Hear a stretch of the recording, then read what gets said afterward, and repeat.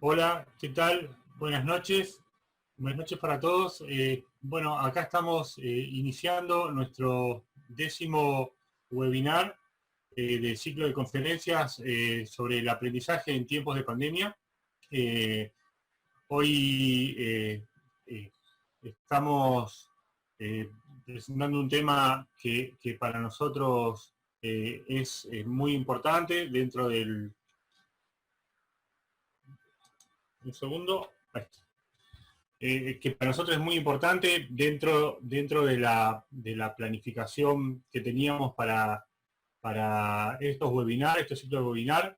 Consideramos que la enseñanza por la vía, por internet, para la capacitación de posgrado, esto ha venido para quedarse. Ya nosotros habíamos comenzado con varios cursos desde la federación utilizando estas herramientas, y ahora seguramente los doctores nos ayudarán mucho más para poder mejorar en esto que es un camino que seguramente hemos iniciado creciendo cada vez más con esto. Quiero presentar al doctor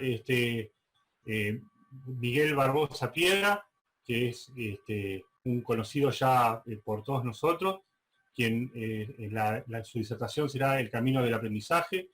Él es médico anestesiólogo, titular de la Asociación de Buenos Aires, fellow del American College of Chest Physicians, director del curso de la carrera de médico especialista en anestesiología de la ARBA, instructor de residentes de anestesiología en la especialidad de cirugía torácica, ex secretario científico de la ARBA, es miembro del Consejo Académico de Certificación y Recertificación en Anestesiología de la FAR, fue presidente del Congreso Argentino de Anestesiología del año 2005 y autor de varios capítulos en libros de la especialidad.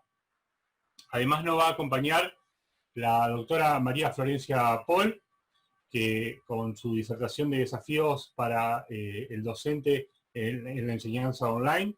Ella es médica pediatra, magíster en educación médica, coordinadora académica de la carrera de médico especialista de la ARBA y de la Asociación de Anestesiología y Reanimación de la el doctor Carlos Romero, que su disertación será el curso de especialista en la pandemia. Él es médico anestesiólogo del Hospital Británico de Buenos Aires, profesor de la Cátedra de Anestesiología de la USAL, editor en jefe de la revista Argentina de Anestesiología y docente del curso de especialista en anestesiología de la ARBA también. Y la coordinadora del presente webinar es la licenciada Corina Reutemann. Ella es asesora pedagógica de la federación y bueno, es quien nos ha ayudado desde la federación desde hace muchos años en este camino, y bueno, con ella la dejo.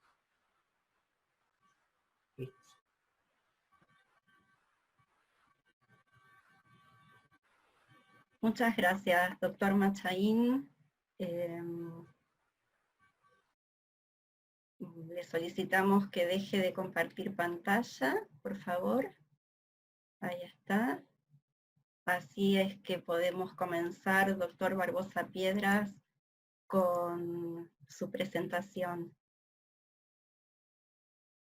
¿Se ve perfectamente también? Sí, perfectamente. Vale. Buenas noches, un placer estar con todos ustedes para tratar este tema.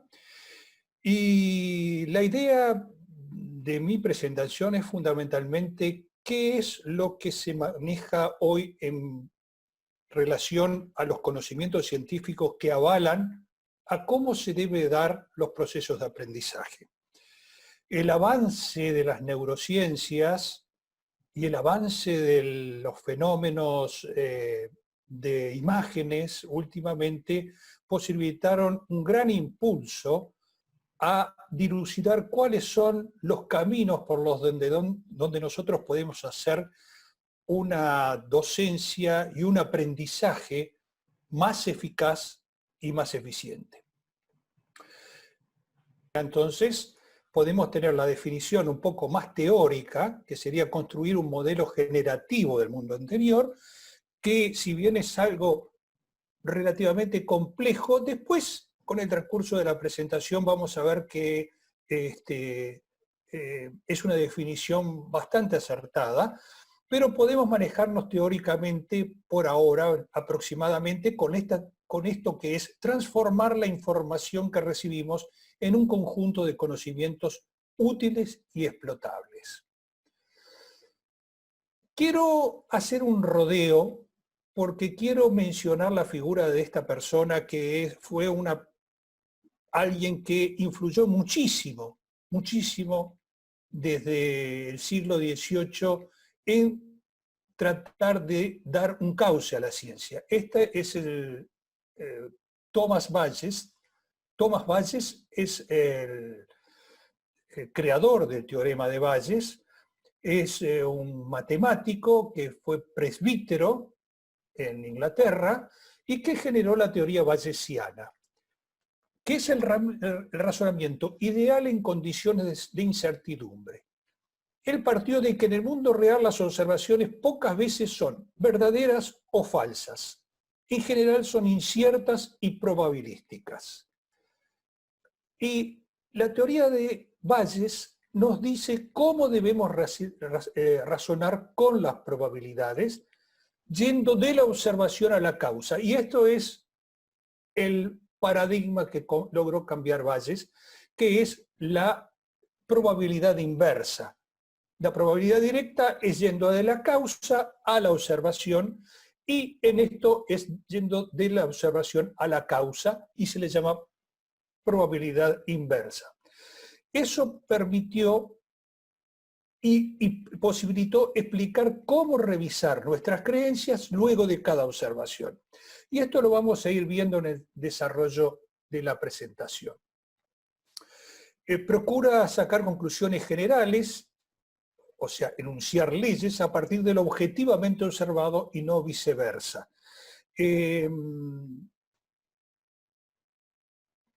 Estima la probabilidad de ocurrencia de un suceso A en función de haber ocurrido antes un suceso B. Esto se aplica muy bien a la ciencia y perfectamente a la medicina, y es empleado prácticamente en forma general para una cantidad de procedimientos. De manera tal de que lo quiero destacar porque fue una persona que le dio un gran impulso al aprendizaje. Ahora, ¿cómo se aprende? ¿Cómo se aprende? ¿Cuáles son los pilares del aprendizaje? ¿Cómo debemos ir recorriendo paso a paso los pilares para poder construir un conocimiento? Uno de los pilares es la atención. El otro es el compromiso activo. El otro es la revisión, comúnmente conocida por todos como feedback, y últimamente la consolidación de todo lo aprendido. Vamos a ir paso a paso recorriendo estas estructuras, viendo qué papel juegan cada uno y tratando de dar en esta simple clase algún fundamento que nos permita tener un acceso más claro al proceso de aprendizaje. Proceso de aprendizaje que lo estamos dando en un curso de especialista de cirugía, de anestesiología, pero puede ser un curso de medicina o puede ser un curso de ingeniería, un curso que no sea de ciencia, de aprendizaje de la música o aprendizaje de un juego o aprendizaje, o sea, es el aprendizaje en sí. Después mis colegas se van a referir más específicamente a lo que estamos viendo. El primer pilar, entonces, dijimos, es la atención. La atención es el conjunto de mecanismos mediante los cuales el cerebro selecciona una información, la amplifica, la canaliza y la profundiza. De todos, y más ahora en tiempo de pandemias, de toda la información que nos llega, que es una cantidad de información enorme, información visual, auditiva, olfativa, etc., nosotros con la atención resolvemos la saturación de esa información, dado que podemos realizar un enfoque de determinadas cosas y desenfocar las otras. Y a eso vamos ahora. La atención se sustenta en 3 sistemas: el alerta, la orientación y el control ejecutivo. Para ser muy breve, la atención, la parte de la alerta de la atención es simplemente, nos dice cuándo prestar la atención. Esto puede ser objetivo, por ejemplo, se cae algún plato en un restaurante y todos prestamos atención, nos damos vuelta hacia el lugar donde viene el sonido. O puede ser una cuestión voluntaria, que hay alguna información que nos llama la atención y decidimos entonces ir a por ella e intentar dilucidarla. El otro paso es la orientación. Esto es muy sencillo, es a qué prestar atención cuando tenemos el alerta que nos llevó a determinada cosa, o nosotros tuvimos determinada información que decidimos, nos generó cierta condición de alerta. Entonces lo enfocamos, o sea, nos orientamos hacia aquello que prestamos atención. La orientación nos permite 2 cosas. Se dice que tiene una competencia sesgada porque nos ayuda a amplificar lo que está en el foco y nos resuelve o nos reduce lo irrelevante, de manera tal de que podemos estar concentrados o enfocados, para ser más preciso, en aquello que la alerta nos había llamado. Y ese es el control ejecutivo, que es cómo procesamos la información. Como vemos acá, este esquema es uno de los tantos esquemas de control ejecutivo, de las tantas hipótesis. Esta es el control ejecutivo en cascada promovido o propuesto por Koechlin y otros colaboradores, donde viendo con imágenes, etcétera, que se activaban mediante la activación, valga la redundancia, de determinados procesos, determinadas áreas polares, por ejemplo, la corteza prefrontal lateral, la anterior, la posterior, premotor, pero no es el único esquema. Hay otros autores que postulan otro tipo de formación o otro tipo de esquema, pero todos están enfocados en esa área del cerebro, la corteza prefrontal o la corteza órbito-frontal. El control ejecutivo dice cómo procesar la información, orienta, gobierna y dirige los procesos cerebrales. Es el espacio de trabajo neuronal global. Cuando nosotros activamos el control ejecutivo, es como si nos sentásemos en un escritorio y pusiésemos los papeles, el lápiz, el diccionario, bueno, ya ahora tenemos todo digital, pero el libro, en fin, todo lo disponemos allí para trabajar. Conforma mecanismos implicados en la optimización de los procesos cognitivos orientados hacia la resolución de situaciones complejas. Cada vez que tenemos una situación compleja, cuya complejidad es diferente, por supuesto, en algunos casos son realmente situaciones muy complejas, pero pueden ser la situación de, bueno, ¿qué comemos mañana? Una situación muy frecuente en estos días. Y bueno, ponemos el control ejecutivo porque necesitamos resolver esa situación compleja, porque eso nos va a llevar a realizar determinados procedimientos. Las funciones ejecutivas pueden agruparse en torno a una serie de componentes como son las capacidades implicadas en la formulación de metas, y para seguir el ejemplo que se me acaba de ocurrir, por ejemplo, ¿qué vamos a comer mañana? Esa es la meta. Las facultades empleadas para la planificación de los procesos, bueno, comemos determinada comida y tenemos en la idea de cómo se hacen los procesos para eso. Las estrategias para lograr los objetivos, bueno, para ello voy a tener que ir al supermercado, voy a tener que comprar esto, voy a tener que tener el auto porque el supermercado me queda lejos. Y las aptitudes para llevar a cabo esas actividades de una forma eficaz. O sea, bueno, yo tengo que tener empeño para realizar. Disculpe el tan burdo ejemplo, podría haberlo hecho con algo médico, que quedaría más acorde, pero vale el ejemplo sencillo, ¿verdad? Las funciones ejecutivas y su relación con la corteza prefrontal son que distintas regiones de la corteza prefrontal se relacionan con diferentes aspectos del funcionamiento ejecutivo. O sea, no están compartimentadas absolutamente. Una misma región puede estar implicada en distintas funciones en momentos diferentes. Y se relacionan tanto con áreas corticales posteriores como regiones subcorticales. Por lo tanto, tiene una gran flexibilidad neuronal. Pero sí es cierto, por el estudio de los fenómenos eléctricos que se despiertan durante la resolución de determinados problemas, por fenómenos de imágenes, etcétera, que es fundamentalmente en esas áreas más evolucionadas donde se desarrolla todo esto. Y donde participa, por lo que estamos viendo, en el aprendizaje, ¿verdad?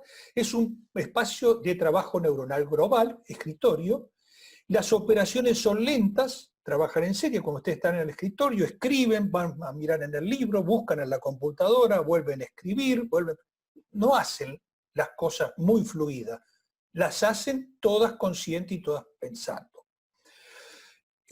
Por lo tanto, no se pueden realizar dos operaciones a la vez. Nosotros hoy hablamos mucho del multitasking. El multitasking es a la cantidad de tareas que hacemos en forma secuencial. O sea, yo estaba acostumbrado a trabajar en la actividad asistencial, luego venía a mi casa. Hoy tengo que planchar camisas, tengo que ayudar a cocinar, tengo que ir al supermercado, etc. No es ese el multitasking que estamos hablando cuando estamos hablando del control ejecutivo. Estamos hablando del multitasking sincrónico. Seguramente todos hemos estado parados en un semáforo y cuando se pone la luz verde arrancan todos menos un auto. Eso el señor no tenía puesta la atención en el manejo del automóvil, sino tenía puesto la atención seguramente en contestar un mensaje de WhatsApp, ¿verdad? Entonces cuando le tocan bocina arranca y arranca a una velocidad que es sorprendentemente rápida en general. La persona, pero me pueden decir, pero hay gente que habla por teléfono y va manejando. Sí, efectivamente, pero si ustedes observan con atención y lo pueden seguir por un largo trayecto, como puede ser en la Panamericana, en una autopista, van a ver que ese señor acelera, desacelera, va pasando un carril, después se corrige y va pasando otro carril, se vuelve a corregir. ¿Por qué? Eso otro, el manejo, lo está llevando a cabo con todas las funciones que pasaron ya, que tienen consolidadas. Él ya sabe cómo manejar. Entonces, pero sin embargo, le roba parte de la atención, parte de conducir sobre el carril, parte de la velocidad, desaparecen de eso porque está prestando atención a el llamado telefónico. Ahora, si ese señor que va por una calle hablando por teléfono, se le cruza imprevistamente un chico o una bicicleta o algo, o suelta el teléfono y hace la maniobra de corrección, o sigue hablando por teléfono y atropella al chico o a la bicicleta. No puede hacer las dos cosas a la vez. Como no puede, por ejemplo, hablar por teléfono y conducir. Hablar por teléfono y aprender a conducir.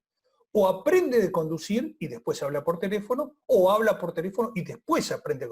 Pero las dos tareas de aprendizaje a la vez, no. En ese sentido no es multitasking. Si uno está con la atención puesta aprendiendo una cosa, si aparece otra cosa, se le borra se le corta el circuito de lo que estaba aprendiendo y pasa a otra sintonía y después tiene que volver. Siempre que debamos realizar múltiples operaciones cognitivas bajo el control de la atención, al menos una de ellas quedará suspendida por completo. de manera tal de que automatizar las tareas libera el espacio del trabajo consciente. En la medida en que nosotros resolvemos la tarea esa, resolvemos los problemas con el control ejecutivo y lo repensamos, lo automatizamos y lo mandamos para sectores del cerebro que almacenan esas funciones más automáticamente, como puede ser, volviendo al ejemplo del auto, cuando teníamos nosotros todos los sentidos puestos en manejar, fuimos automatizando esa información y después lo hacemos, por supuesto, sin problemas. Y podemos ir escuchando la radio, podemos ir hablando con el acompañante y más o menos lo llevamos a cabo bien las dos cosas. Pero si tenemos que prestar atención a algo específicamente, se nos va a cortar y vamos a disminuir el grado de precisión en el manejo. La atención, el compromiso activo, la revisión o feedback y la consolidación. El compromiso activo dice que aprender requiere una actividad cognitiva en lugar de conductual. Antes se pensaba que lo prioritario era aprender conductas. Y se ve que ahora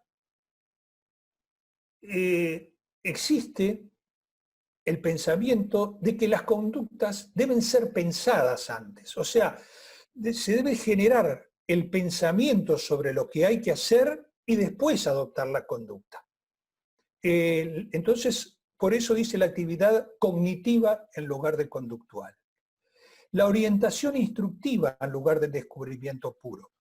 Ustedes probablemente hayan oído nombrar de teorías altamente respetables que ponían chicos solos con juguetes de colores y con tipo rompecabezas muy simples y los dejaban allí. Y al final del tiempo, a cabo del tiempo, terminaban armando las cosas y decían, bueno, aprendió.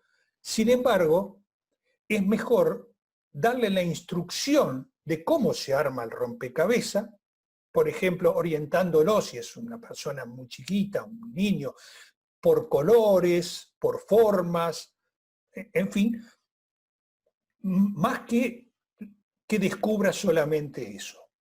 Había una frase que leí hace muchísimos años que decía que si uno pone a 1000 chimpancés con máquinas de escribir durante cierto tiempo, van a lograr escribir un soneto de Shakespeare. Bueno, esto es una cuestión exagerada y quizá un poquito chabacana, pero lo que quiere decir que la instrucción hace la reflexión, la actividad cognitiva y la orientación permiten realizar este tipo de aprendizaje mucho más eficazmente. Y tener un enfoque curricular en lugar de la exploración no estructurada. Esto se puede también comprender más, por ejemplo, cuando uno hace un programa.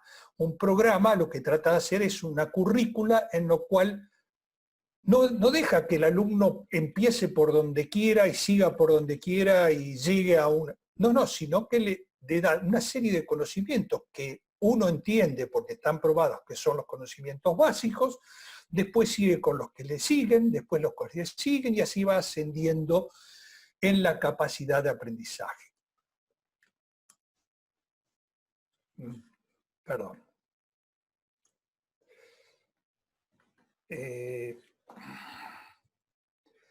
Aprender requiere formar un modelo hipotético del mundo exterior. Y para ello hay que comprometerse, hacerlo, explorar en cierto grado, generar una hipótesis, esto uno lo hace casi inconscientemente todos los días, y contrastarlas con el exterior. Esto es muy bayesiano, contrastarla con el exterior y de acuerdo a lo que nos informe el exterior, cómo son las cosas, corregir nuestro modelo hipotético. Para ello, por supuesto, tenemos que tener la motivación, que está muy ligada a la curiosidad, que hablaremos un poquitito más adelante. aprender requiere entonces, dijimos, formar un modelo hipotético del mundo exterior. Por ejemplo, creo que el profesor de filosofía que va a venir a la clase es un señor de corbatita y anteojos. Después lo proyecto sobre el entorno y resulta que el señor es este otro que estamos viendo acá abajo. Entonces comparo las predicciones que me hice y me doy cuenta que no, estaba equivocado. Entonces vamos a otra vez proponer este tipo de esquema. El aprendizaje se produce cuando el cerebro amplifica las entradas sensoriales apropiadas, atención, las utiliza para producir una predicción, compromiso activo, y logra determinar su predicción, feedback. Esta chica le dice a este señor que va a venir un profesor de filosofía, así. Por supuesto que este señor amplifica las entradas sensoriales apropiadas, presta atención, las utiliza para producir una predicción, un compromiso activo, y se imagina que el señor es así. Luego, tiene un feedback, ve que el señor no es así, sino que tiene un grado de error con respecto a lo que él concibió como cierto, y se produjo un aprendizaje. El cerebro aprende únicamente si percibe un desfasaje entre lo que predice y lo que recibe. La calidad y la precisión de la devolución, o sea, la señal que recibimos sobre nuestro error, son cruciales en la velocidad con la cual aprendemos. El cerebro intenta anticipar sobre la base de los estímulos que recibe y ajusta estas predicciones de acuerdo con la sorpresa, la improbabilidad o el error que comete. Yo cuando veo, de alguna manera me sorprendo que las cosas no son como yo pensé, sino que yo estaba equivocado, poco pero estaba equivocado. El señor es un señor así, en fin, pero... Entonces, ¿es el viejo dicho que uno aprende de sus errores? Bueno, acá está bastante bien ejemplificado. El aprendizaje es activo y depende del grado de sorpresa causado por la violación de nuestras expectativas. Yo esperé que el señor fuera de anteojitos y corbata. Y sin embargo me salió esto. Me produjo una sorpresa de que no fuera como yo pensara. Entonces aprendo que es de esta manera. Aprender es reducir lo impredecible. Y en esto juega mucho la curiosidad. Esta cosa tan simple que puede parecer tan de clase infantil, podemos decir que está motivada por la adquisición de nueva información. Yo veo algo, leo algo científico o no científico y digo, ¿pero cómo es esto? Lo voy a googlear. Entonces, la curiosidad me motiva tratar de ver cómo es la cosa. Entonces, me plantea la curiosidad y por ella voy.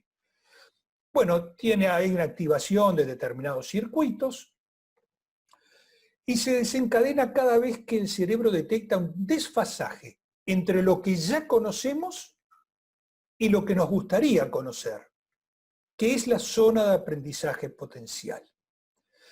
Esa zona de aprendizaje potencial se aleja de lo ya conocido y esto es bastante sencillo. Si yo tengo muy conocido una cosa, no siento curiosidad por esa cosa porque lo que tengo que saber de esa cosa ya la sé. Por lo tanto, no me representa una curiosidad. Pero también se aleja de lo demasiado nuevo y confuso. Si alguien se sienta acá, por lo menos ante mí, probablemente quizá no ante ustedes, pero ante mí, y se pone a dar una charla por ejemplo, de física cuántica elevada, para mí va a ser algo incognoscible, impenetrable, y por lo tanto se me va la curiosidad, porque no entiendo nada. Entonces me aburro, empiezo a pensar en otra cosa, de manera tal de que cuando uno, quizá para sorprender a su auditorio, se va muy por arriba del nivel que su auditorio tiene y que espera de uno, se torna aburrido y se les va la curiosidad y dejan de atender.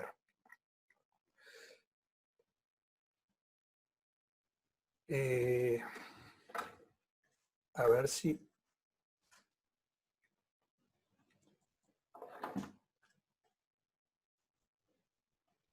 Bueno, entonces pasamos...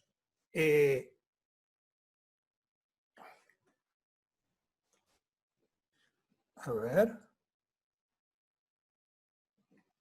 Bueno, está un poquito lenta la máquina, pero espero que puedan seguir de alguna manera. Estamos siguiendo muy bien, doctor. Vamos a hablar del feedback. ¿Qué es el feedback? Es la capacidad de un emisor, que puede ser un docente, para recoger reacciones de los receptores, del alumno, del alumnado, y modificar el mensaje de acuerdo con lo recogido.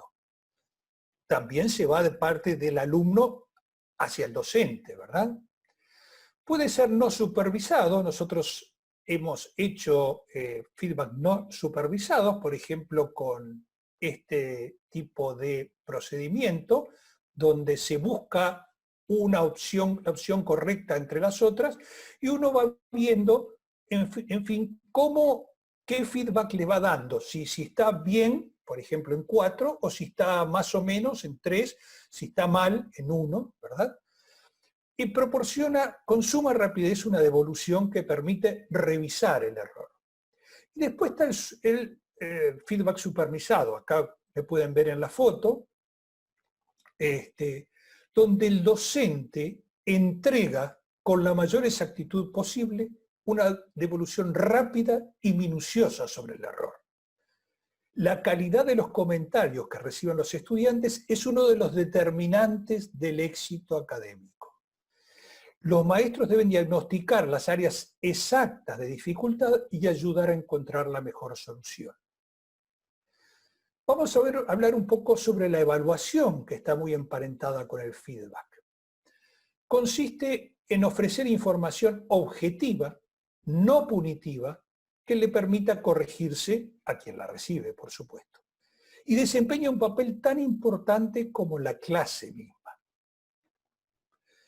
Maximiza el aprendizaje de largo plazo, hace pasar el conocimiento de la memoria de trabajo, del escritorio, hacia la memoria de largo plazo. Y por eso se dice que los exámenes no deben limitarse a lo que se acaba de estudiar, porque lo que se acaba de estudiar todavía permanece en la memoria a corto plazo, en el escritorio, sino que hay que volver una y otra vez sobre ese tipo de conocimiento y refrescarlo para que se pongan en juego nuevamente los conocimientos y pasen nuevamente a la memoria de largo plazo. El examen final, dicen, debe ser acumulativo de todo lo que se dio, no de lo que se dio en último término, que el alumno lo tiene en una memoria más reciente.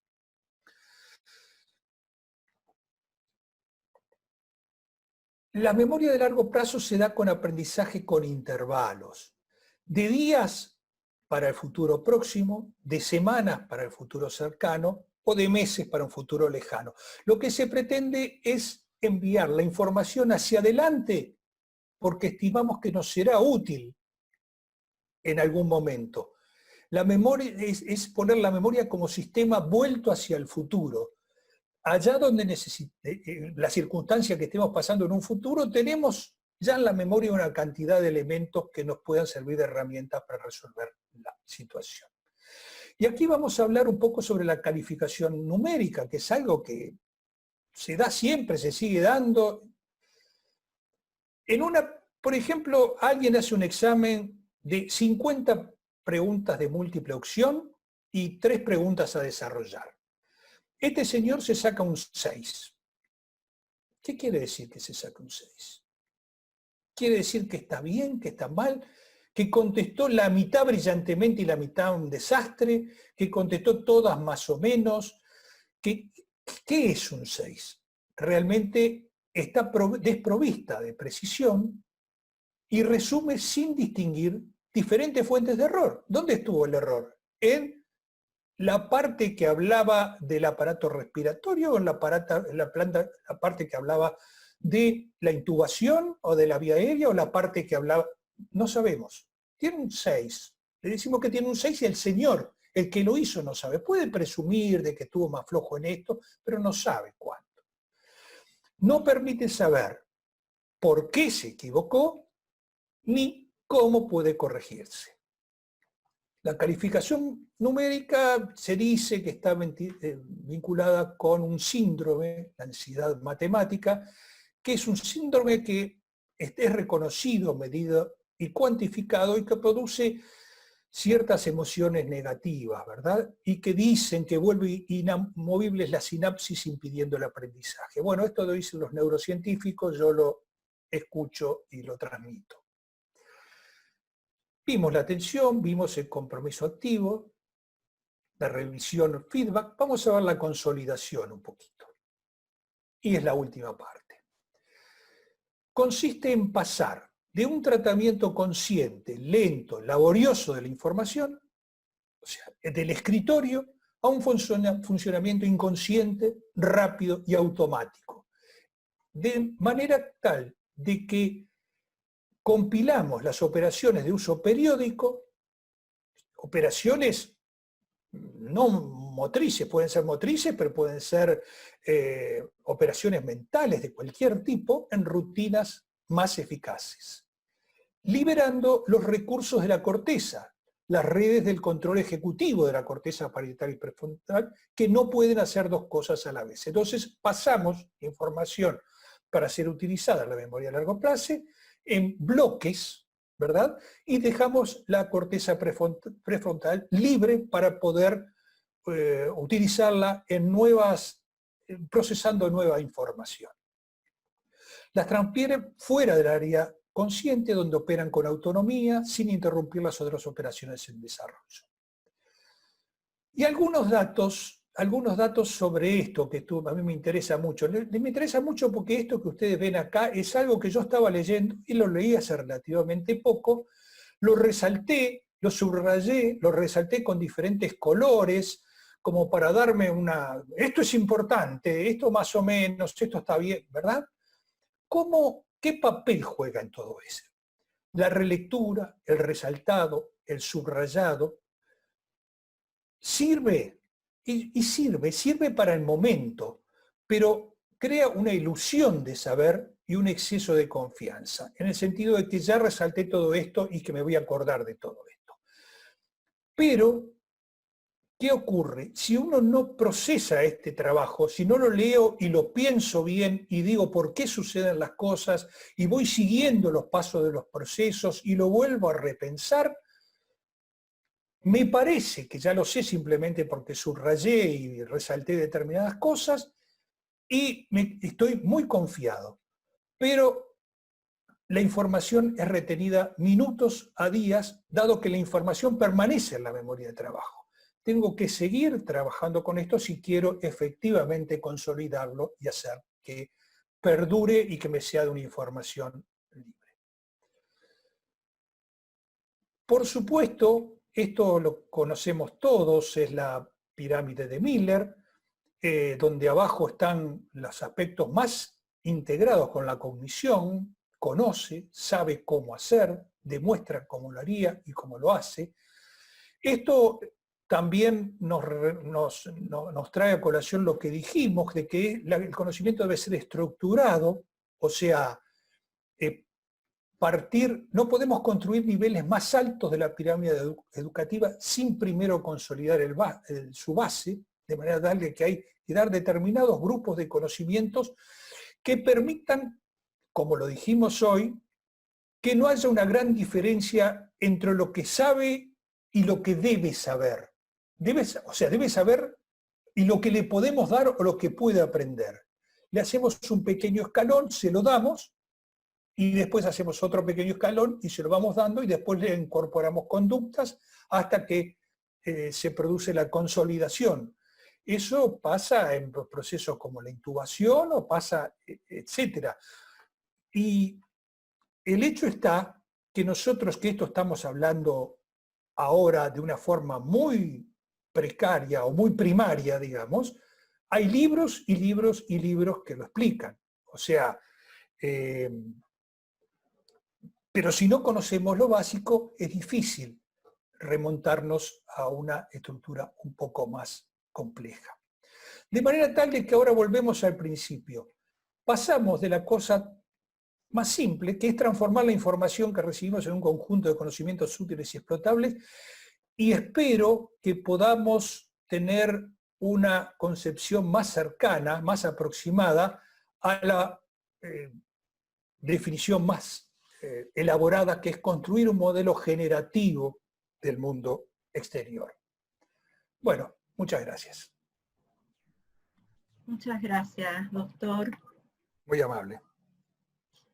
Le solicito si deja de compartir pantalla. Sí. Ahí está.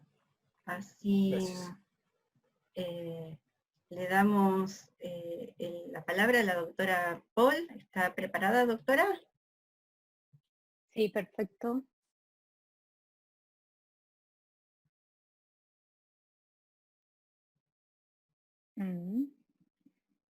¿Ahí lo ven bien? Sí, muy bien. Bueno, bárbaro. Bueno, buenas tardes a todos. Ante todo, muchísimas gracias a FAR por habernos invitado a este webinar sobre educación. Es un gusto participar. Y un saludo a todas las personas, a todos los participantes que están unidos. Bueno, cuando a un docente se le presenta el desafío de comenzar con la enseñanza online, una de las cosas que el docente piensa es, bueno, ¿cómo puedo recrear la experiencia de una clase presencial? Esa clase presencial en la cual el docente está acostumbrado a ver a sus alumnos, a interactuar con la cara de sus alumnos, a ver sus reacciones, a escuchar sus preguntas, y dice, bueno, ¿qué va a suceder en una clase online en la cual no puedo tener este contacto? Frente a esta pregunta, invito a hacer un par de reflexiones. Una de ellas es que cuando uno como docente prepara una clase online, la idea no es recrear de modo igual a una clase presencial. Son dos formatos de clases diferentes, con lo cual contamos con estrategias, con herramientas diferentes para encararlo.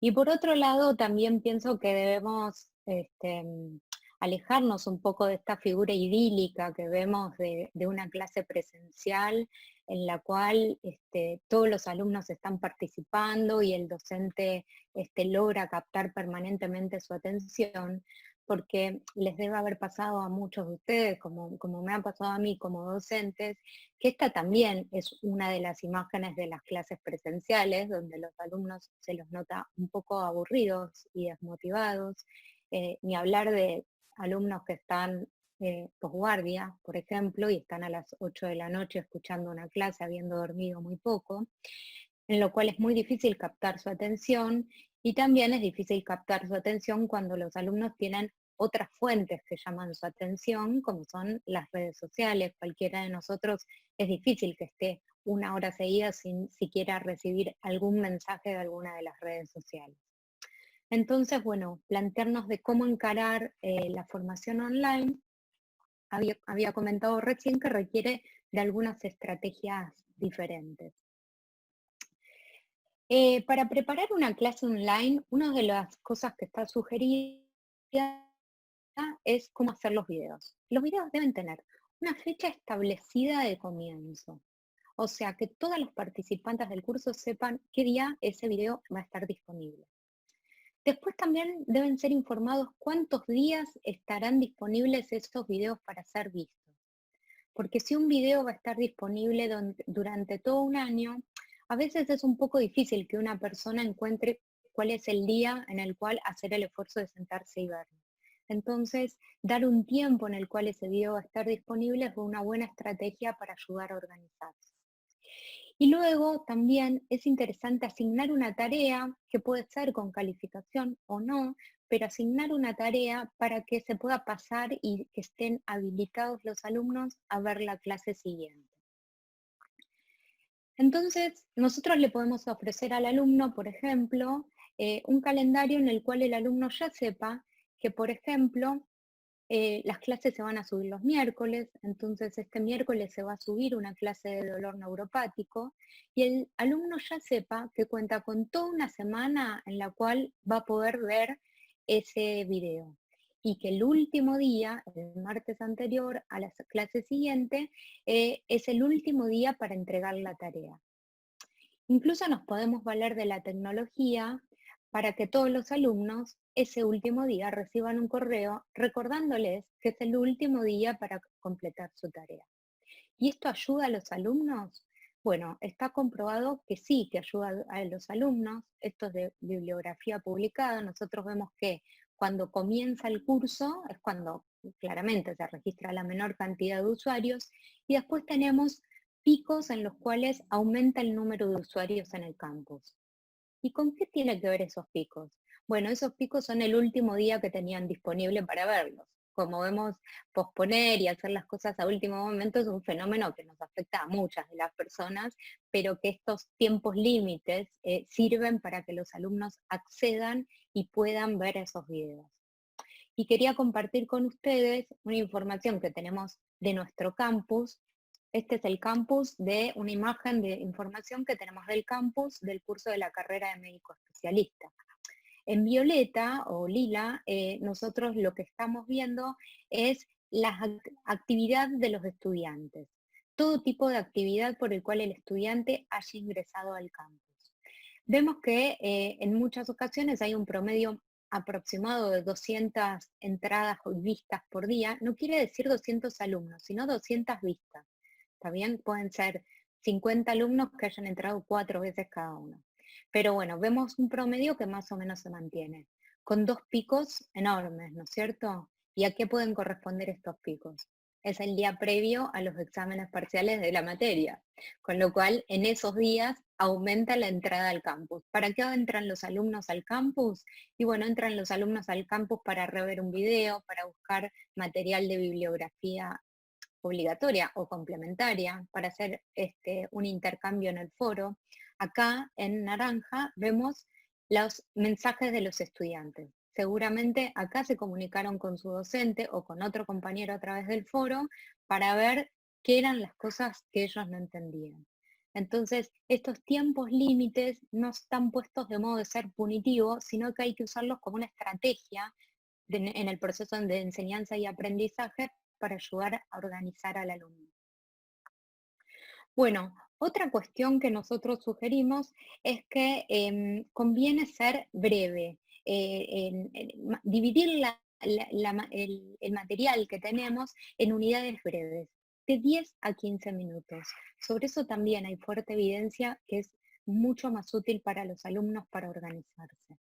¿Cómo lo haríamos? Por ejemplo, si planeamos, dado el contexto desde ya anestesiológico en el cual estamos, poner un ejemplo de que vamos a hacer una clase sobre vía aérea dificultosa. Entonces, nuestro núcleo central de la clase puede constar de estos 3 videos, ¿no es cierto? Predictores que veo de una vía aérea dificultosa en el examen físico, cómo es la ventilación dificultosa y signos de alerta. Estos 3 videos que son el núcleo pueden ser correlativos, tener un orden lógico, o pueden ser vistos en el orden que el alumno lo desee. Eso según lo establezca el docente. Entonces, este sería el núcleo central. Fíjense que estos videos tienen una duración de la cual hablábamos, inferiores a 15 minutos. Sumado a esto, el docente le puede proponer al estudiante una serie de material preparatorio, ¿no es cierto? Entonces, acá contamos con material preparatorio para esta clase. ¿Es imprescindible verlo? No. No todos los alumnos van a elegir y van a necesitar ver este material preparatorio. ¿Por qué? Porque depende de su experiencia, su formación previa, los años de residencia. Cada alumno puede elegir si ve todo este material o puede elegir, dice, no, bueno, yo de este material preparatorio voy a elegir ver factores humanos y voy a repasar la secuencia de intubación rápida. Los otros videos considero que no necesito verlos. Luego el alumno puede ir a ver a los videos del núcleo central, pero quizá cuando vea el video de signos de alerta se da cuenta que hay material que le falta, que hay conocimientos que no tiene. Y acá en el campus tenemos la posibilidad de decir, bueno, vuelvo. Este video de anatomía de la vía aérea, que inicialmente me había parecido un poco demasiado básico, un poco aburrido y no lo vi, me doy cuenta que tengo que verlo. Con lo cual, vuelvo, interrumpo el video que estoy viendo y veo el video de anatomía de la vía aérea. Si pensamos esto en una clase presencial, no puede suceder, porque el profesor consideró, como uno como docente planeó en la clase presencial, empiezo repasando los aspectos importantes de la anatomía de la vía aérea. Ese alumno que no le había resultado interesante el tema, probablemente en ese punto se desconecta, piensa en otra cosa, termina de chatear y hace algo. Pero cuando no entiende algo en signos de la vía alerta, en signos de alerta de la vía aérea, difícilmente pueda levantar la mano y decir, profesor, ¿me vuelve a explicar lo del principio? Que la verdad que no presté atención. Entonces, este formato de armar los videos así da una flexibilidad que es muy útil para el estudiante. También el docente puede proponerle a los alumnos cierto material optativo, que no es imprescindible, pero que hay alumnos que le pueden interesar. Bueno, hay alumnos que quieren ver cuáles eran los cambios con respecto a la guía anterior, y hay alumnos que se van a beneficiar de estos y otros que no. Pero esto sería una de las claves en cómo puede armar uno un video online, con un material online, y salir de la estructura clásica que uno tiene de un video de 1 hora y media todo seguido, diríamos. Esta es una estrategia muy útil para utilizar en el formato online. Otra de las cosas que dijimos dentro de las claves para preparar una clase es hacer practicar al alumno luego de cada video. Y hacer practicar al alumno es para lograr un aprendizaje activo, que es algo que se relaciona de lo que nos hablaba el doctor Barbosa Piedras recién, ¿no es cierto? Que el alumno tenga un compromiso activo con su aprendizaje y que haga cosas para apropiarse de ese aprendizaje y sacarlo de este rol pasivo de simplemente recibir conocimientos del docente. Bueno, hay muchos modos, ¿no es cierto?, de cómo logramos que un alumno haga aprendizaje activo. Podemos proponerle ejercicio y que el alumno corrobore o chequee y que el propio sistema le dé feedback. Otro de los instrumentos que decía el doctor Barbosa Piedras que es imprescindible para el aprendizaje. El alumno probablemente después de la clase puede quedarse con una sensación de que todos los conceptos que se hablaron los tienen más o menos claros. Pero es importante que el alumno practique y reciba un feedback de que si lo que él cree que aprendió, lo aprendió correctamente. Y tenga una práctica sobre ese aprendizaje. Claro que este ejemplo que les mostré es bastante elemental, es un modo de cómo dar feedback, pero bueno, en el curso de la carrera también utilizamos distintas estrategias, como por ejemplo esta. Uno puede tener una captura de la imagen de una mesa de anestesia y plantearles ciertas preguntas a los alumnos y que el mismo campus les dé un feedback sobre sus respuestas. Y si hay algo que no coincide con lo que ellos creían que era, tengan la posibilidad de volver a ver un video, de volver a prestar atención, de preguntarle a algún alumno, de consultar bibliografía de referencia para terminar de entender y para que se produzca ese encuentro entre lo que él creía que sabía y lo que se da como correcto. Bueno, ¿y por qué queremos que los alumnos recuperen su aprendizaje? Porque está demostrado que cuando los alumnos simplemente estudian, su desempeño final es relativamente bajo. Si hacen un estudio repetitivo, mejora. Pero cuando sí hacen prácticas para recuperar su aprendizaje, su desempeño final es mucho mayor. Entonces, hacia eso tenemos que hacer, que en esa recuperación de su aprendizaje, bueno, lleguemos a este punto que también traía el doctor Barbosa en su presentación, que es la consolidación de ese aprendizaje. Bueno, ¿y los alumnos practican? ¿Los alumnos intentan recuperar su aprendizaje? Esta es una captura del campus de una de nuestras materias, en donde nosotros vemos los cuestionarios que le hacemos luego de cada clase.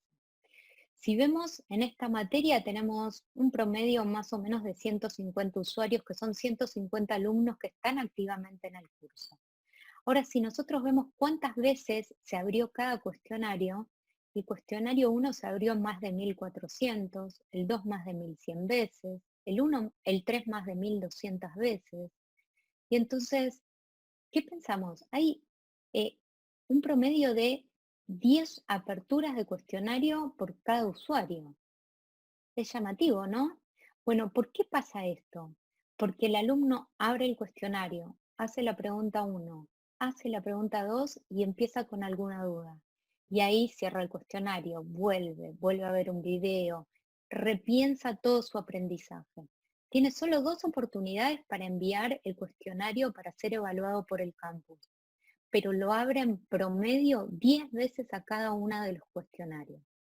Entonces, esta información que nos da el campus y que este feedback que tenemos, porque el feedback es para el estudiante, pero también es para el docente, ¿no es cierto? Nosotros como docentes también podemos ver qué está pasando y cuántas veces los alumnos entran a una clase, entran a un cuestionario, bajan el material obligatorio.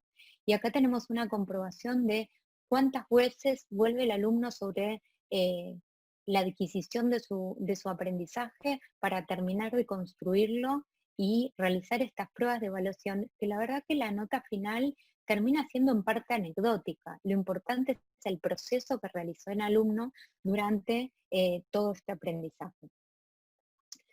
Bueno, otro de los aspectos que resulta muy positivo de la enseñanza online es la equidad en el acceso a la formación. Y me parece importante resaltarlo en un webinar de FAR, en donde las personas de todo el país tienen acceso a disertaciones, a talleres que pueda brindar algún otro colega que está en otra localidad o que lo hace en otro momento y que puede acceder a beneficiarse con ese aprendizaje. Entonces, la equidad en el acceso a la formación es otro de los puntos muy positivos de la enseñanza online. Y por último, me refiero a un concepto que es que quizás algún día podemos llegar cuando podamos combinar el aprendizaje online con el aprendizaje presencial, que es el concepto de aula invertida o flipped classroom.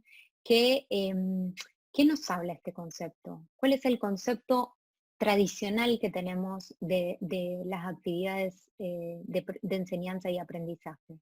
Que en el aula lo que sucede es que viene el docente, transmite sus conocimientos teóricos, puede haber algunas preguntas de los estudiantes, y luego el estudiante va a su casa e individualmente practica sobre lo aprendido. Se encuentra de nuevo con esos conceptos, intenta practicar e intenta resolverlos solo. Bueno, el concepto de aula invertida precisamente habla del opuesto, de que el alumno en su casa, individualmente, con sus tiempos, en el momento que le viene bien y con la cantidad de veces que quiera repetir algo, puede acceder a la información, diríamos más bien teórica.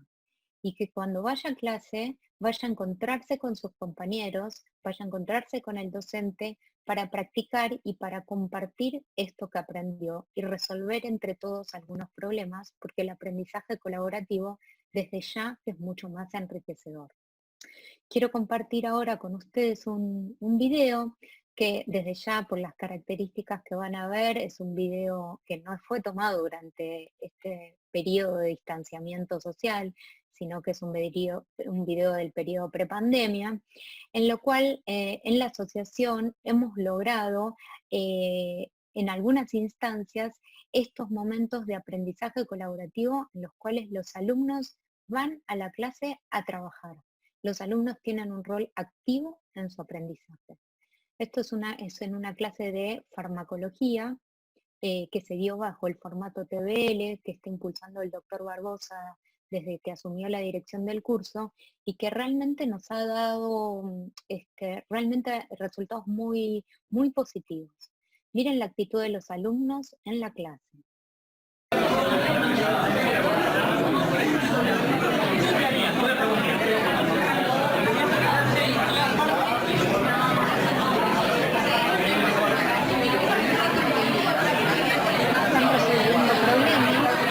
Y el docente actúa como facilitador.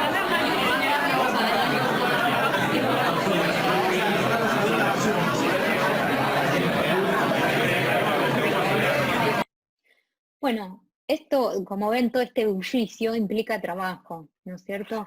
Y el rol del docente actuando como facilitador es uno de los roles que también es muy interesante que podamos adquirir como dentro de las nuevas funciones que nosotros tenemos. Y a todo esto, ¿qué opinan los estudiantes de la enseñanza online?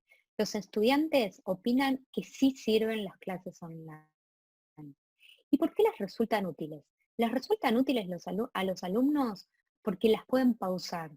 En cualquier momento que el alumno, por alguna cuestión, y que nos pasa a todos nosotros, que estamos viendo un Ateneo de nuestro hospital o de un servicio o un webinar a través de Facebook y tenemos que interrumpir, bueno, tenemos la posibilidad de parar, no perder y recontinuarlo.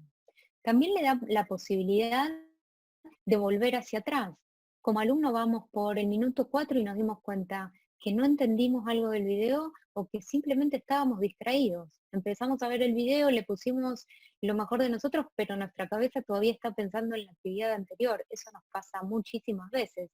Bueno, podemos volver atrás y reiniciar el video. Y podemos también volver más atrás a decir, estoy en la clase 3 y la verdad me doy cuenta que los conceptos de la clase 1 y 2 no los tengo en claro. Entonces vuelvo y puedo volver a ver la clase 1 y 2. Más aún, puedo volver a ver una clase de una materia del año pasado, quizás como alumno del curso, en la cual sé que hay material que me va a servir para entender estos conceptos.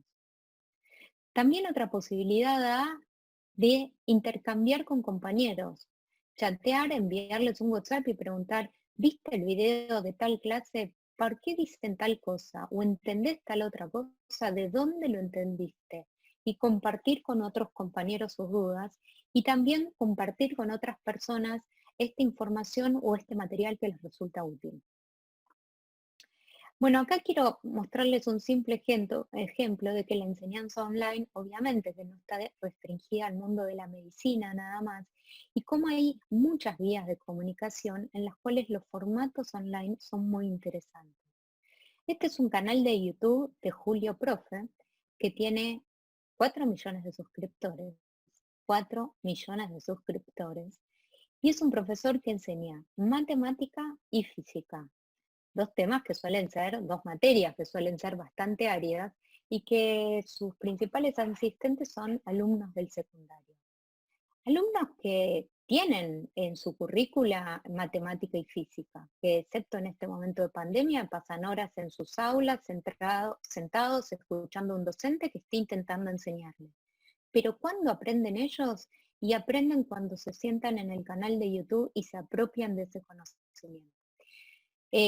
Bueno, este canal que tiene tanto éxito, fíjense que ordena sus videos de un modo, como decíamos, ordenarlos según las categorías, lo pone en diversas categorías, y fíjense la duración de los videos, 8 minutos, 10 minutos, 11 minutos. Son videos breves que hablan de un tema muy específico y vemos la cantidad de visualizaciones que tienen. ¿Y se creó con la pandemia? No, se creó hace muchísimo. Miren, hay videos que tienen 10 años, ¿no es cierto? Entonces, la enseñanza online, hay muchas generaciones que la están adquiriendo y muchos de nosotros, que no es como así nos formamos universitariamente y tradicionalmente, pero que ahora sí la estamos adquiriendo, como muchos de ustedes, muchos de nosotros hemos visto videos e información a raíz de la pandemia de el uso de los equipos de protección personal o cómo trasladar a un paciente de un sector a otro, ¿no es cierto? Y qué útil que puede ser todo ese material que está disponible online. Bueno, como conclusión los invito a que nos alejemos de este pensamiento binario que solemos tener en tantas cuestiones y decir, bueno, que si son mejores las clases presenciales o que si son mejores las clases online. Porque todo parece indicar que nos estamos encaminando a un modelo de enseñanza híbrida que combine lo presencial con las alternativas digitales, tomando lo mejor de ambos mundos. Y el contexto nos obliga a superar este miedo que tenemos a que si es online vamos a ir a una deshumanización. ya que sería un riesgo si pensáramos que se puede reemplazar completamente las aulas con inteligencia artificial o con dispositivos tecnológicos. Esto no es así. Las capacidades humanas son y seguirán siendo irreemplazables. Pero las tecnologías son una enorme ventana de oportunidades para aprender y para compartir nuestro aprendizaje. Bueno, muchísimas gracias por su atención. Muchísimas gracias, doctora Paul. Vamos a continuar con el doctor Romero, ¿sí?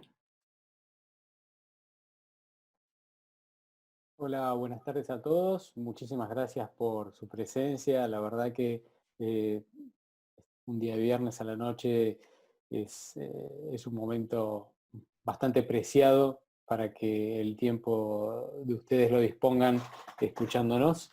Excelente disertación la del doctor Miguel Barbosa Piedras y de la doctora María Florencia Paul. Estoy seguro, Miguel, que vos no tenías en tus planes que en el medio de tu gestión como director estuvieses a cargo de la modificación de un plan de estudio o de la modificación de la forma en la cual el plan de estudio a futuros anestesiólogos iba a ser impartida.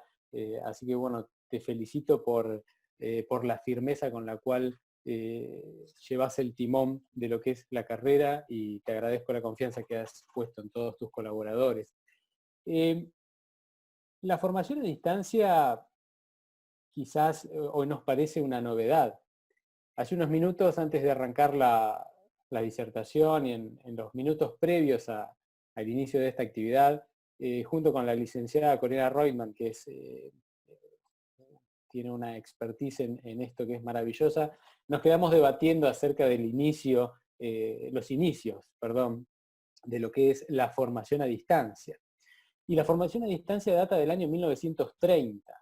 Y una de las escuelas más importantes en ese entonces de lo que era la formación a distancia eran las escuelas sudamericanas, la escuela sudamericana, que impartía una cantidad de cursos de formación por correo que era asombrosa y que era hasta revolucionaria para esa época. Y lamentablemente muchas veces decimos en medicina que los aciertos del presente son los errores del futuro. Pero en este caso, en lo que es la enseñanza por correo, la enseñanza a distancia, que en ese entonces era por correo, en algún momento de nuestra época pasó a ser injustamente burlada o mitificada como marginal por ser por correo. Hoy tiene una relevancia que es absolutamente categórica. No existe universidad reconocida que no tenga un entorno virtual de aprendizaje o campus virtual, también denominado campus virtual. Hoy no se concibe una universidad sin un entorno virtual de aprendizaje. Y este entorno virtual de aprendizaje ha sido potenciado por esta crisis que estamos viviendo. Crisis ni bueno ni malo. Los aspectos de una crisis, por definición etimológica de la palabra, es un momento de cambio. Y este cambio que estamos viviendo, este cambio que lo que genera es que la próxima realidad sea completamente distinta o que tenga matices diferentes a las cuales hemos estado acostumbrados. Así que la formación a distancia llegó para quedarse, pero lo importante es concebir que no es algo nuevo, es un proceso educativo que data desde el año 1930. Si bien lo mío no será una disertación tan específica como la del doctor Miguel Barbosa Piedras, ni tan contundente como la de la doctora María Florencia Paul, mi intención, mis 10 minutos, 15 que tengo de participación en este seminario, y al cual agradezco a las autoridades de federación y de la carrera, es para acercarles la visión o las vivencias que hemos censado de los alumnos durante este proceso tan singular y absolutamente imprevisto que fue que es esta crisis sanitaria. Antes de eso, quisiera definir en sí la formación online. La formación online tiene una definición actual que es una modalidad de aprendizaje que no es presencial y que posibilita a través de medios electrónicos un proceso de aprendizaje sin necesidad de coincidir en el tiempo. Es decir, que genera lo que gráficamente se muestra a su derecha, que es una asincronía en lo que es el espacio y el tiempo, un concepto de física muy interesante que obviamente no vamos a detallar un día viernes a la noche, pero esa asincronía entre el espacio y el tiempo permite que el proceso educativo se pueda llevar a cabo con matices diferentes a los cuales quizás estábamos acostumbrados, pero que tiene una utilidad y un valor en un contexto, en el contexto actual, un valor sin precedentes. Y se considera un proceso de formación estructurada sobre un entorno virtual de aprendizaje, con participación de todos los actores. Es decir, todos los actores que forman parte del proceso educativo están incluidos en este proceso. Hay una realidad, y es una realidad que no es que nos golpea por ser un país de bajos recursos, sino que es una realidad global, y que son los costos en la educación. Los costos en la educación son un serio problema, ¿sí? Son un serio problema.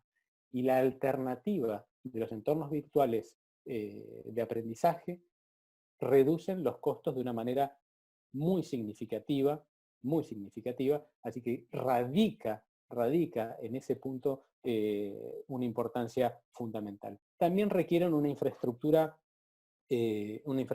menor a lo que es el proceso educativo presencial, ¿sí?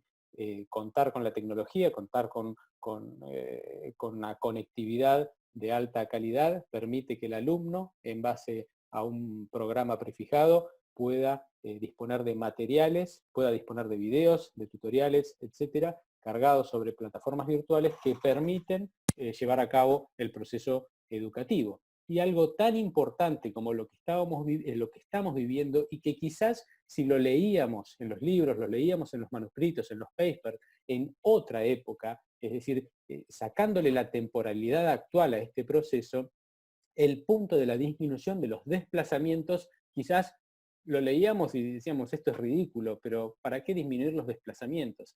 Y en este punto, la importancia de la disminución de los desplazamientos cobra un valor fundamental. Y cobra un valor fundamental cuando el proceso educativo se imparte desde algún lugar centralizado geopolíticamente, razón por la cual acerca hacia los alumnos que se encuentran a distancias bastante remotas dentro de un país con una extensión territorial amplia como la nuestra, determina que la utilidad de esta herramienta que ha tocado implementar durante la gestión del doctor Miguel Barbosa, sea de suma importancia.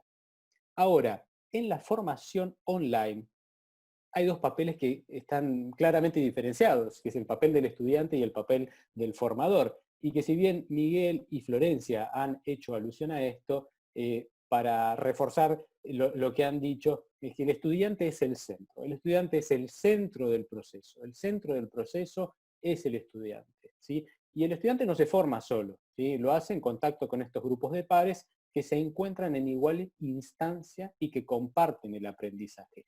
Y el formador debe cumplir ese rol de facilitador, como bien dijo Florencia, ese rol de facilitador, acompañante, experto en la materia, que orienta al estudiante y que debe tener una capacidad motivacional digna para llevar a cabo su labor, ¿sí? Siendo una guía, siendo un orientador, no siendo un mero repetidor de experiencias o de conocimientos, sino que debe ser un motivador, facilitador, guía y orientador. ¿Y por qué es importante este punto?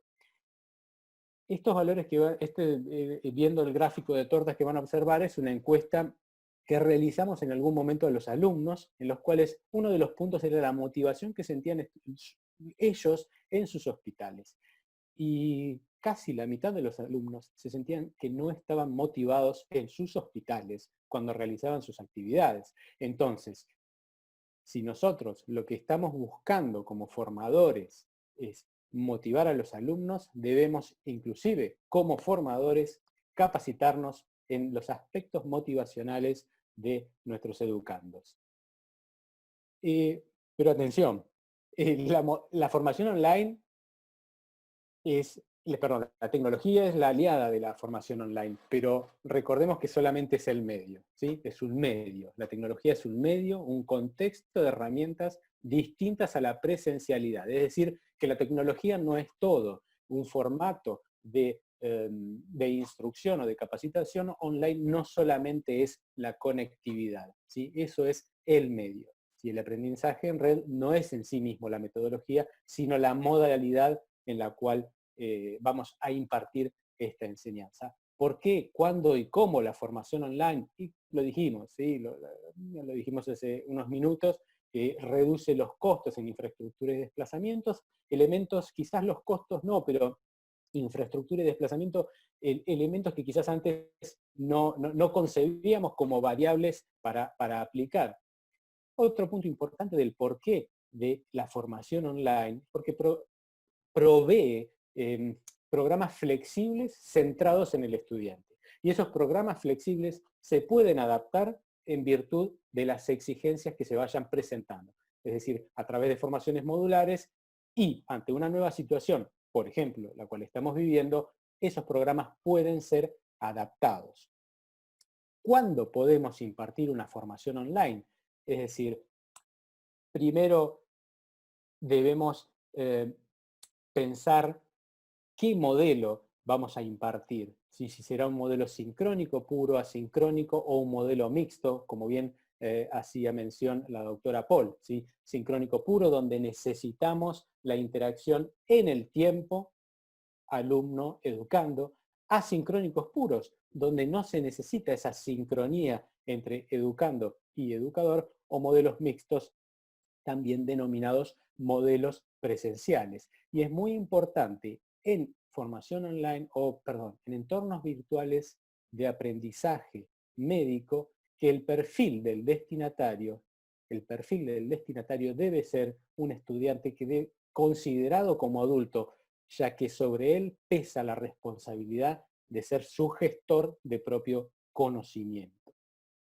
Y con respecto a los objetivos y los contenidos de aprendizaje en lo que es la materia médica en sí, deben valorarse siempre la factibilidad de algunos tipos de conocimiento procedimentales, es decir, aquellos procesos que necesiten habilidades físicas. Muchas veces la formación online pasa a estar cuestionada debido a que necesitan evaluar esas habilidades físicas que requieren algunas de los objetivos que se plantean dentro del programa educativo. ¿Cómo hacerlo? Básicamente hay dos maneras. Generar un programa de nuevo, online de nuevo, que sería diseñarlo y orientarlo a las competencias médicas y esos objetivos de aprendizaje que se pretende cumplir, o adaptar, ¿sí? Adaptar un programa ya existente, como es lo que nos ha tocado, lo que le ha tocado al doctor Miguel Barbosa Piedra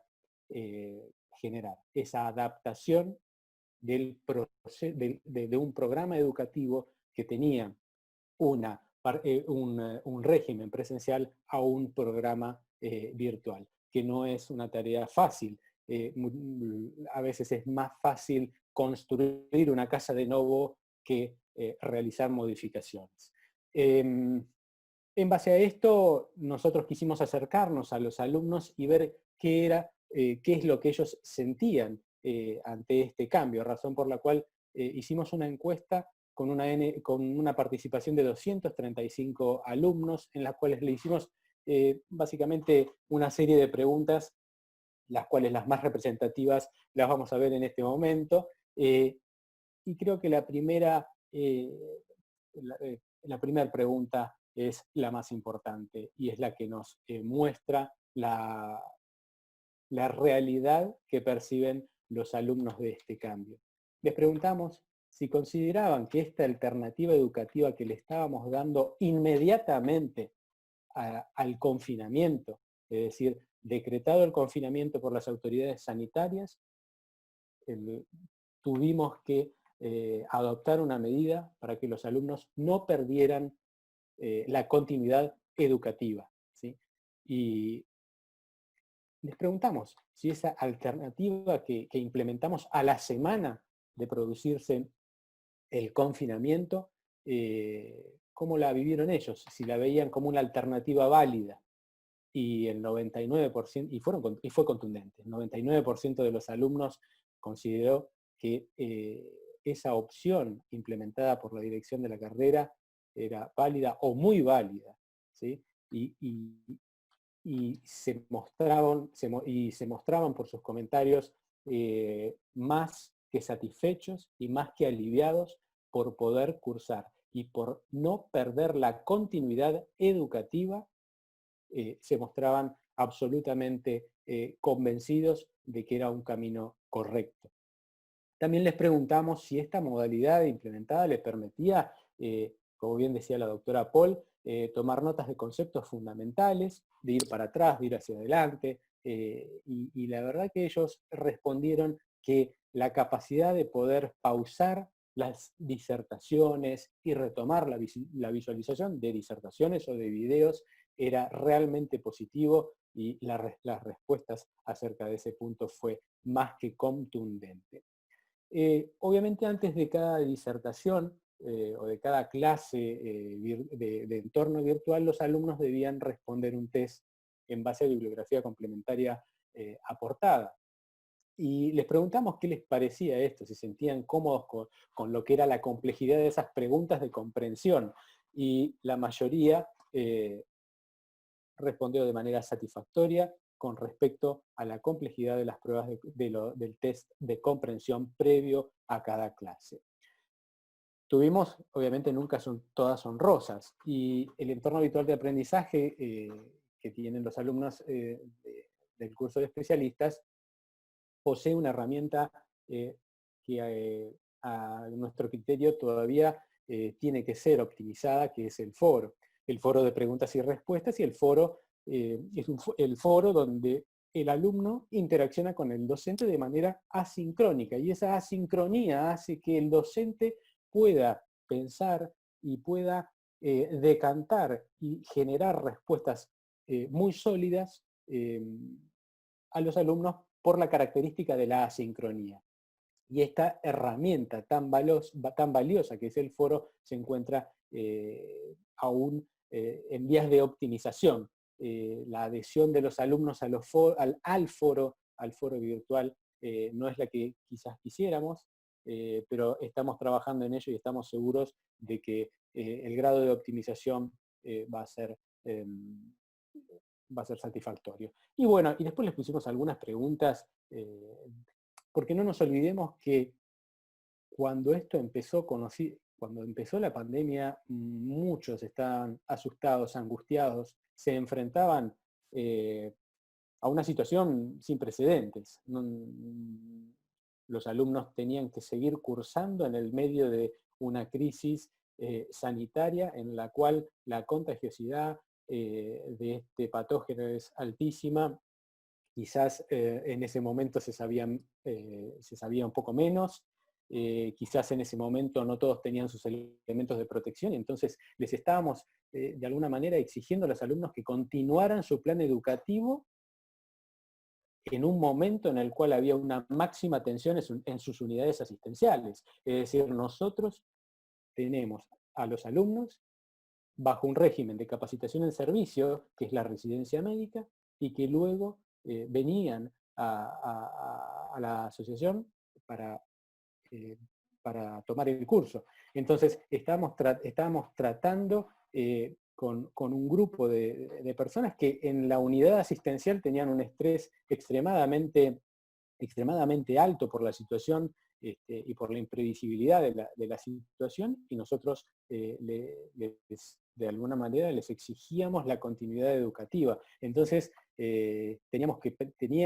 nos veíamos obligados en preguntarle acerca de su seguridad, si tenían los elementos de protección. La mayoría los tenían, y muchos gracias al aporte de sus asociaciones locales. También les preguntamos, porque era de nuestro interés, conocían las guías de actuación anestésica en el marco de estos pacientes, y llamativamente los 245 alumnos entrevistados las conocían.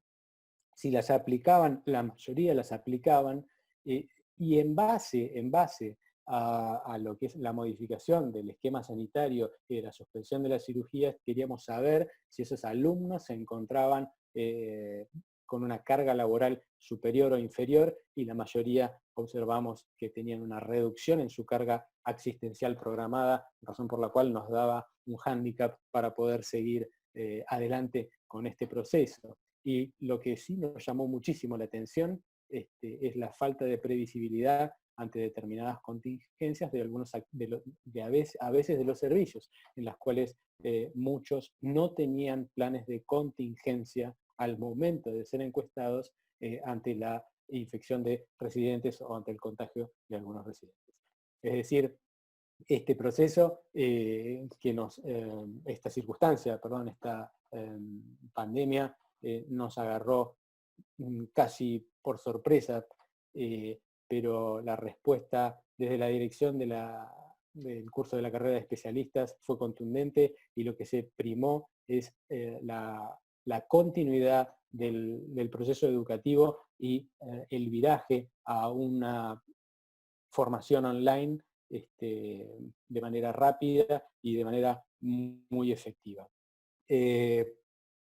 Así, para terminar, lo que se trató con el máximo esfuerzo fue continuar la actividad docente, que la misma fuese de una calidad igual a superior o superior a lo acostumbrado, mejorar la accesibilidad desde el punto de vista del acceso remoto hacia los residentes y la estimulación de la participación en el campus virtual, y lograr una buena disposición hacia la institución formadora por parte de los alumnos como por parte de los docentes. Es decir, no solo el esfuerzo tenía que estar o tiene que estar en los alumnos, sino que también tiene que estar en los docentes, que se deben adaptar a este nuevo formato. Este nuevo formato exige resiliencia de todos los actores del proceso educativo, y exige